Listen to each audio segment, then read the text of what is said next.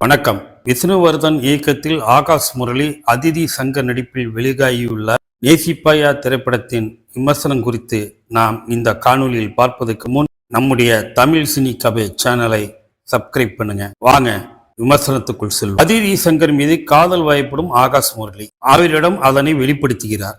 முதலில் மறுக்கும் அதிதி பின்னர் சில காரணங்களை கூறி ஒருவேளை அப்படி நடந்தால் உன்னை விட்டு போய்விடுவேன் என்று கூறுகிறார். அதற்கு ஆகாஷ் முரளியும் சம்மதிக்க இருவரும் காதலிக்க தொடங்குகின்றனர். ஆனால் ஒரு கட்டத்தில் இருவரும் பிரியும் சூழல் உருவாகிறது.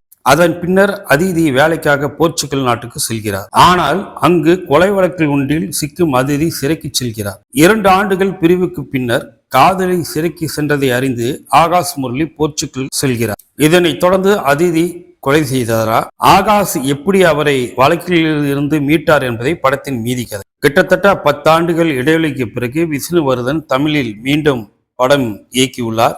மறைந்த நடிகர் முரளியின் மகனும் நடிகர் அதர்வானின் தம்பியுமான ஆகாஷ் முரளிக்கு இது முதல் படம். ஆனால் நடிப்பு, சண்டை காட்சிகளில் முடிந்தவரை சிறப்பாக செய்துள்ளார். அவருக்கு இது நல்ல அறிமுகமாக இருக்கும் என்பதில் சந்தேகமில்லை. அதிதி சங்கர் பல இடங்களில் நல்ல நடிப்பை கொடுத்திருக்கிறார். அதே போல நடிகர் ராஜா சைலண்டாக வில்லத்தனம் செய்திருக்கிறார். முக்கியமான ரோலில் நடித்திருக்கும் சரத்குமார், குஷ்பு தேர்ந்த நடிப்பை கொடுத்திருக்கிறார்கள். சிவ் பண்டிட்டுக்கு சிறிய கதாபாத்திரம் என்றாலும் கச்சிதமாக அதனை செய்துள்ளார்.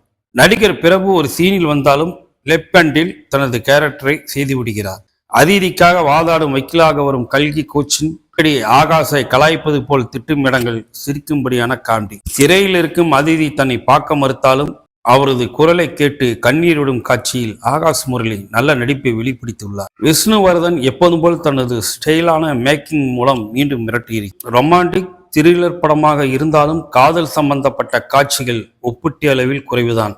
ஆனால் அதனை நிரப்பும் வகையில் அமைகிறது இவனின் இசை. படத்துக்கு மிகப்பெரிய பலமே அவரது பாடல்களும் பின்னணி இசையும் தான் என்றே கூறலாம். அந்த அளவுக்கு மிக சிறப்பாக இசையமைத்துள்ளார் இவன். அனைத்து பாடல்களுமே ரசித்து கேட்கும் ராகம். உண்மையான குற்றவாளி யார் என்றே எளிதில் நமக்கு தெரிந்துவிடும் என்பது போல் திரைக்கதை நகர்கிறது. ஆனால் கிளைமாக்ஸில் வரும் அந்த ட்விஸ்ட் முற்றிலும் கணிக்க முடியாதது. தெளிவில்லாத கதை, இவனின் இசை, நடிகர்களின் ஆக்டிங், கிளைமாக்ஸில் மாபெரும் திருப்பம்.